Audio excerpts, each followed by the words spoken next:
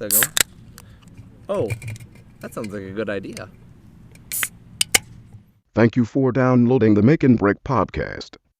For more information, visit us at makebrickshow.com.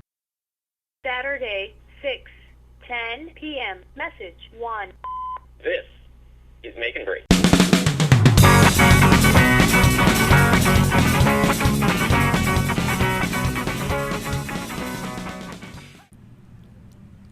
You're listening to Make and Break, episode 8, live from Marquette Park, Mackinac Island, sitting below the magnificent Fort Mackinac, basking in a, if not full moon, nearly full moon, underneath the well-illuminated statue, which I believe to be bronze, of Father Marquette, drinking a can and shell of Bud Light with the chairman. Hello. Just a reminder, if you'd like to leave a comment or participate any further, feel free to visit makebreakshow.com. We'd love to hear what you have to say. Or read. Right. I'm really liking this since we're out in public, drinking beers in a park. I think we both have this really lo-fi, like really mellow little, what's the show on NPR? Air. Oh, Fresh Air. Fresh Air, yeah. Oh, with Carrie Gross. Sure. Yeah. We've got this very Carrie Gross thing going on, you know? Well, she brings on these great guests, and, a lot of times they're these big rock and rollers, but they all just sit around and they talk like this. Aside from my memory of listening to Carrie Gross interview the RZA, which was one of the most terrifying things I had ever heard, I'm feeling in this park right now the vibe of not laid back past, not hippies of ancient day. I'm feeling the vibe of relaxed of today. While our listeners might not know, Chairman, you and I both know that what happens in the park during the day is very relaxed, very calm. Visitors stop by, they have a nice relaxing sit in the sun. Hungover employees that were sent home early come to lay in the park and bemoan the fact that they were scolded and then get sunburned horribly so that they can not be asked to work another 3 days after that. And oftentimes drink some more. Lots of drinking, 80 feet from the street, that's legal. And then there's the vibes of the hacky sack, the frisbee with the dogs, and all the other things the very relaxed people do that I can't fathom because I'm not relaxed enough to participate. It is quite a beautiful full moon. Full-ish. Yeah. I don't think it's a full moon. Well, I do see some cheese up there, and I do see a man trying to speak to me. Well, that's probably what I just put in your drink earlier. He's got a rocket ship in his eye. In his eye? He's a little bit irritated. Chairman, you got any news for me? No, just working like a dog here on Mackinac. Sled dog. Yes. That's a good point. I think people should specify that. Oh, I guess we haven't done a recording in a while since I had pneumonia and bronchitis for a week. It was one of the most wonderful weeks ever. I'm glad you enjoyed it. Mm-hmm. I'm glad you enjoyed it, you son of a bitch. I was instructed to stay away from infants and the elderly. And when you work on commission, you're told not to work for a week. That kind of kills you. I'm glad you had a good week. Well, it was good not to hear your voice for a week, but I do bemoan elderly. Your plight of not being able to make a living and feed my 14 children. You kind of crossed the line at the 14th. You know what? I don't know when to say no. Why would you? We've come this far. Well, I'm told that your genes are quite up there. It's only because I pull them past my belly button. You beat me to that one. Good job, Chairman. Just before we came to the park, we were sitting at once again at Patrick Sinclair's Irish Pub. Upon my re-entry from stopping at Dowd's Market to get some cannon shells of beer and some more smokes, I ran into an acquaintance of mine who had asked me to try to repair their Dolce & Gabbana watch that they had decided to go swimming in the lake with. The underneath the crystal, between the bezel and the crystal, is swimming with water. It's not just kind of smoky, like steamy inside. There's water sloshing around in there. A small goldfish could live in it. Yes, definitely. Several sea monkeys could thrive inside of this watch. Sea monkey watches. Wouldn't that be awesome? We've got ourselves a business yet again. Sea monkey watches would be an awesome thing. She was asking me, did I have a chance to work on her watch? And I said, well, actually, I have a tool coming that'll allow me to unscrew the back plate. And she said, are you going to be able to fix it? I said, well, I'll be able to get the water out of it. But I can almost guarantee you that it's not going to work. And she said, well, I could get a new battery. Excuse me. And I'm trying to explain to her what I had explained several times already throughout the day and previously in our conversations, that it's a quartz watch. It runs off of electricity. The circuits are very, very small. The amount of impurities in lake water shorted the thing out. I guarantee it. The watch is shot. As we were discussing this dude walks up, and she introduces me to the dude, and he looks at me and he says, oh yeah, we've met. And I said, I apologize. I don't recall that. And if that's the case, then it's nice to see you again. And he said, yeah, I was the guy in the hotel hallway today without waiting for the bathroom. And I said, oh, yeah, you're the guy that was standing there without any shirt, shoes, socks, wearing nothing but a pair of shorts in the middle of a hotel hallway, carrying 2 towels, waiting for a public restroom, who I suggested, yes, you could use the dining room restrooms, but it's probably not a good idea. He said, yeah, I'm that guy. They promptly then told me that they were going to go find bikes to go ride around. This went from a conversation of pleasantry to me being very quite frustrated with these people, where I had to yell back at them, don't take people's bikes. I just said, oh, there's some other news. Bike stolen. You built me a fantastic bike. I walk out of Patrick Sinclair's one evening. Bike gone. Was it locked up? No, it was at the bar. I lock it up when I go home. That's the thing that's always going to be asked. Was it locked up? Did you have it licensed? You never did get around to doing that, did you? If I said maybe, would you believe maybe? No, but I did just dribble beer down the front of myself. But it's in the middle of the night here, and I'm not too concerned about it. That was a pretty sweet bike considering the amount of... Don't speak about it in the past tense. Was a sweet bike. Oh, it still is a sweet bike. It is a sweet bike, and I will get it back. Come hell or high water. I had to cobble that thing up. That was actually a pretty creative rig that I did there. And you know what it was? Amazing. That's what that was. Well, it was originally a internal 3-speed bicycle with handbrakes that the rear wheel was so trashed that I couldn't get it to intrude. And I grabbed all the parts to make it a 6-speed derailleur bike.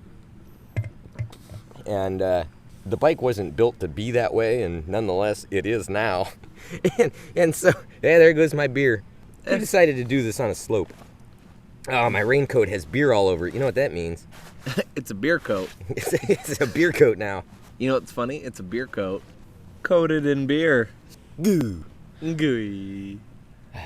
Boy, the fort really does look nice tonight. Although that full moon's really helping out. You could almost read a book up here today. Yeah. I was really afraid it was going to rain. Afraid we were going to be able to do this. It reminds me up there, Castle Rock.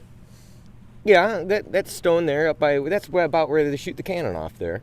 Speaking of that, what book would you read in the moonlight here? What book would I read in the moonlight? Yep. In Marquette Park? Full moon. Father Marquette. What book do you read? Wolfman. Why didn't I think of that? That's so terribly obvious. Yeah, but seriously, wouldn't that, if you're gonna read, is that a book? I'm not even entirely certain. I know a lot of Universal monsters are based on books, but to be honest, like I know foolish with it. H.G. Wells did The Invisible Man. Mary Shelley did Frankenstein. I was gonna say that I'm kind of half thinking that H.G. Wells wrote something about a Wolfman. I don't. I think I am terribly mistaken. I've been watching this actually halfway horrific show on Sci-Fi. Halfway horrific. Yeah, it's one of those things where somebody's trying to do a really good job, And They're doing a halfway good job. they're doing a halfway good job. And But so the other half is horrific, apparently. yeah, you're like, oh, this show's bad, but it's not. It's not bad, you know. It's like watching public access, but with more money. Continue. Well, it's called Warehouse 13, and so at some right. point they had this plot twist where H.G. Wells was locked up in this warehouse of mysterious devices that need to be tranquilized, essentially, and they're stored by the Secret Service so that they don't cause the world any harm. And there is this secret locker of people that they have, like Han Solo style, frozen in suspended animation. And apparently H.G. Wells was locked up in there. And the bad guy, the antagonist, unleashed H.G. Wells upon the earth again. And it turns out that H.G. Wells, according to Warehouse 13, is a woman. And her brother was the face, but she did all the writing. And I thought that was actually kind of a fun thing to do. I'm just hearing you explain this. I've been meaning to kind of look into that show because it seemed kind of fun, you know. And sci-fi is notorious for, you know, cheesy camp movies and whatnot. And I had a whole graphic novel as an homage to Sharktopus? Come on. You know, I had a whole graphic novel dedicated to B monster flicks. Hey, I'm all about it. Absolutely. But you know what? The idea, the concept, which I'm sure they got from Raiders of the Lost Ark. Yeah. From the warehouse. Yeah. Top men. But I'm Top sure. men. But I'm. What when it's explained to you like that, and you go, because they didn't say, you know, that all the rest of the stuff in the crates was a fairly parallel power to the Ark of the Covenant. You know, it was just another government warehouse.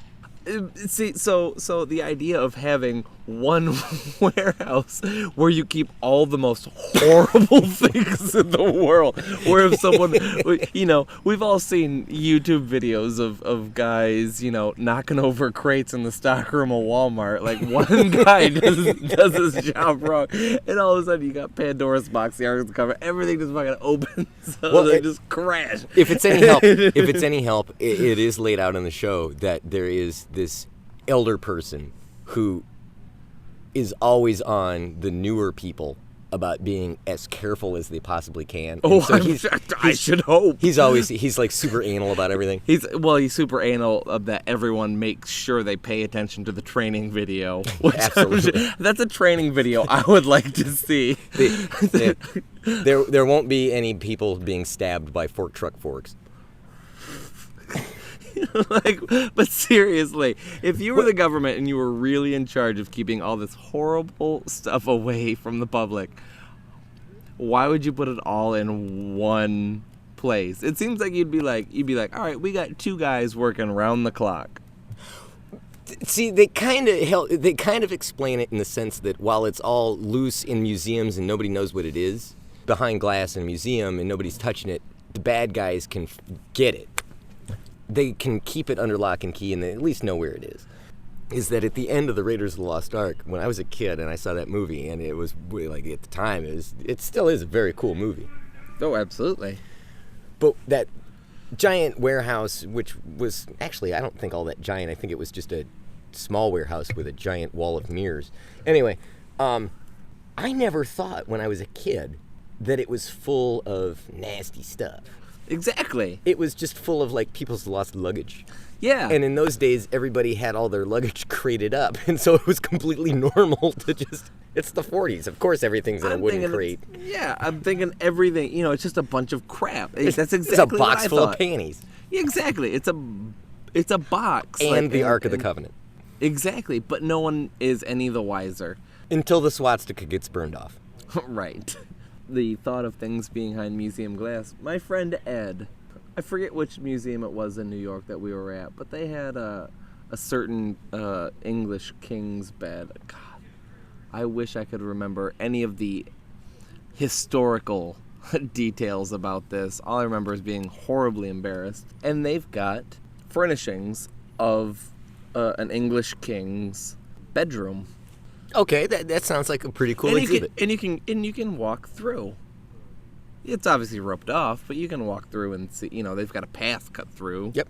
Do not touch is all over the place because, I don't know, it's a museum. Ed says, I gotta know.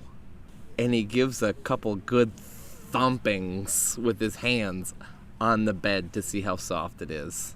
Do you know what happens when you do that? Alarms go off. Oh, okay. All right. Yeah. Because he has officially touched the historical artifacts. Right. Because he wants to know. How soft is it? How soft Is it a firm bed? Soft bed. Is it? Yeah.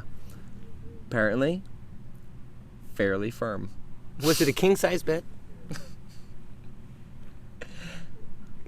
Technically, All yes. the I guess- years I of guess it would having be a known that king-size. story, I have never once thought of that joke. And congrats to you. Congrats to I'm you. guessing that for catching the any- obvious that the two of us never caught. Warehouse 13. I've been going to car shows and boat shows all my life. It's unfortunate to me that when you go to a car show, a guy needs to put, or a person needs to put a sign in, oh, there's a meteor just went by. Needs to put Probably a gonna have sign a in one of his Warehouse 13. windows that says, please don't touch my car. Now, owners of a car don't mind if the window's down. You stick your head in the car, you hold your shirt up. Yeah. Stick your head in the car, and you can smell the stink of the gas and the vinyl and all that. Even reproduction, like muscle car era stuff, because it's still made out of that same material. I had an old car, and cars that have been completely restored still smell like old car. And you don't see it at car shows, but man, I was at a boat show the other day, and there were people climbing onto boats. Not climbing onto them, but like climbing onto them enough where they're like really sticking their head in as opposed to just like looking through the window. And I was baffled. There were people picking at like paint that wasn't perfect. The caulk that is in the deck seams. They're like picking at it and like making comments like, "Oh, he needs to get a dental pick in here." And you're sitting there thinking, "What? Don't touch that. This is not a tour. It's a show." What's a poop deck? A poop deck is a deck that is raised and in the aft end of a boat or in the back. Is there ever any caulk in it? Of course there is. There is, of course, caulk in the poop deck. Just curious. It really is a beautiful night here. We've got some clouds moving in, but they're good clouds, not obscuring the moon quite yet. Looking like it's coming out of the, just kind of grazing, which is actually kind of cool because when you and I first met up, yeah, we were underneath the streetlights downtown, but it was cloudy then, and we really did make out like bandits here for sitting in all kinds of stars. Got some constellations floating around up above us. I'm bound and determined, by the way, to get us an explicit rating on iTunes. Shit, cunt. Just throwing that out there. Well, I think sautéed with some garlic, aborted fetus is quite nice. Dude, that's a given. Placenta stew. I want to know what constellations are above us. Would your phone tell us that? It would. That's creepy. Well, then that bright light there, I'd like to know whether or not that I'm pointing towards just barely from where we are, just a titch off of due east, which I think might be a ridiculous thing to say, a titch off of due east. But anyway, it's a fun thing to know whether or not that's a star or a... It uses the compass. Yeah. So point it at whatever you want. Okay, so I have his phone. I'm pointing towards Pisces, apparently, and so there's this superimposed fish going on. No, that fish is actually there. It's not superimposed. Duh. That's what they do horoscopes off Actually, of. that might actually be Jupiter or Uranus. You leave my anus out of this. Hey, you know what's really rotten about things is Louis Horkheimer passed away yesterday. I don't know who that is. He's a guy that he had this like for I don't know, might as well have been 30 years, this like 3-minute astronomy show on PBS that like during one of the commercial breaks, between the I'll news get hour stupider, and by the way. Masterpiece Theater, it would come up that this guy would show up and he'd start telling you about, hey, tonight at 3:30 at night, you need to be looking outside and you need to look up and see Uranus. He's just one of those things where he's one of those characters that was passionate about what he did. And it's, I can't believe. as far as the cool kids are concerned, the guy was a complete dipshit. But, you can't blame a guy. You can't hold a passion from a guy, those clouds really rolled in quick. Like Bob Ross, Oh, absolutely. Tell the listeners about how fast these clouds rolled in. Oh, yeah, the clouds, and they're still pretty wispy. It would probably be blocking up the sun if it were, but you can kind of see it kind of looks like a Dalmatian up in the sky. Let's start a new religion. All about the Dalmatian in the sky. The Dalmatian in the sky. I look up and I get pee in my eye. I'll drink a beer and I'll wish it would go away. I'll just clap my hands and think about the Dalmatian in the sky. Beer's tasting pretty good tonight, Chairman. Oh, it's tasting wonderful. I'd like to give a shout out to Marion Calvin for supplying the audio and technical gear for this show. Thank you. I think we'll have let's give a good clink for the microphone.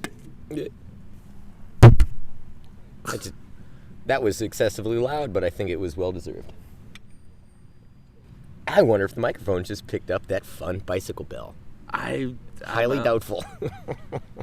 But it was fun. It was one of those great Mackinac Island double dingers. Yeah. It's the bring bring bell. Mm-hmm. Dring dring, that kind of noise. Yeah. Not just ding. You know bells I don't like? The ones that have a spring on the thing that hits the bell. Yes, and it just goes ding. It goes yeah. It's the dinger part. You've got the bell, and then you've got I'm gonna call the dinger part, the part that actually hits the bell to make the noise. Mm-hmm. The dinger is mounted on a spring, Yep. and you pull it back with your thumb, and you let go. Yep. And the spring bounces back, and it goes, ding. Right. That's not a bike bell. No. That's not a bike bell. I have one of those on my mountain bike, or one of my mountain bikes. But we exchanged nods, he and I. I know. I'm Wait a celebrity. minute. What's the protocol for exchanging a nod? Does that involve rubber gloves, or you put a nod in a bag, and then you hand the bag full of nod to him, and then he hands you another baggie full of nod? It depends on what dealer you go through. Some guys are like that. Some guys are real loosey-goosey about it. They're like, hey, fuck it, here's a nod, boo, and then you just give one back. You just, seriously, it's almost like chucking nods at each other. And that's what we did, which you'd expect a little more out of, a Hollywood celebrity. You know what I want to know, honestly? Yes. How often? No. What? How often do celebrities Google themselves? Certain celebrities. A given celebrity. Vince Vaughn. Does he go to a place like Mackinac Island and then, wouldn't you be interested if you were a celebrity to go to, Mackinac Island and then, once you got back, be like, now I'm going to Google Vince Vaughn Mackinac. Vince Vaughn, Mackinac Island, and see if people took pictures of you or whatever, and they were Vince Vaughn on Mackinac Island, and it'd be like, and then get some really good vacation pictures of yourself. Be like, oh, there's us on the beach, and then they wouldn't have to carry around a camera. That is the most optimistic view of paparazzi. No. That is a beautiful way of thinking about a societal defect and turning it around into something much more full or innocent. That instead of there being an ego trip with Vince Vaughn Mackinac, it's, we took our camera, and instead of asking people to take photos of, I'm Vince Vaughn, I'm with my girlfriend, instead of asking people to use the camera and then, they're all shaky and weird because it's, Vince Vaughn and, whatever. I, as Vince Vaughn, can just take pictures of stuff that I think is cool, and then I get on the internet and then just get pictures of us yeah, enjoying that stuff. Yeah. And And instead of being like a creepy egomaniac thing, you actually twisted that around into a thing like, oh, that's actually kind of a good idea. Hey, honey, remember when I was taking a picture of that cool thing? This is what we look like doing it. Wow. I bet you once you get big enough in Hollywood, they've actually come up with a way that you can look at yourself in the mirror with your eyes closed. Oh, oh, man. Yeah, I think so. I think we're referring to They Might Be Giants, and I had in my head recently a song that was off the EP. I don't think it's off of Flood, though, either. They'll Need a Crane. Oh, They'll Need a Crane is, I want to say Lincoln? Well, there's an EP of that I have all of that now, but I only know it as the thing with the... Did you acquire it legally? All of it. Damn right. Actually, most of it's still on tape. It has been replaced on CD. What the hell am I even talking about? Why is that? That's not relevant. Who's irrelevant? No, it's a topic. What was the thing with the... what was that lyric that I said that I... Mirror... Oh, I'm not the only dust my mother raised. There's just something about that. It's a really bizarre thing to say, but it's kind of a homage to Mama. You also might be calling her a whore. Trucker speed! Yeah! Fuck yeah! Oh, the moon is getting covered up and my bladder is full. Chairman, it has been a great show. It's a great conversation sitting here out on the lawn underneath Marquette Park on beautiful Mackinac Island. Wish you were here to join us, participate in the conversation, and always remember, makebreakshow.com. Have a good night.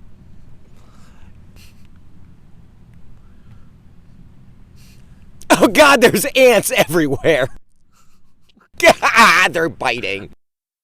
Let us know what you thought of this episode of Make and Break. Send an email to jim@makebreakshow.com.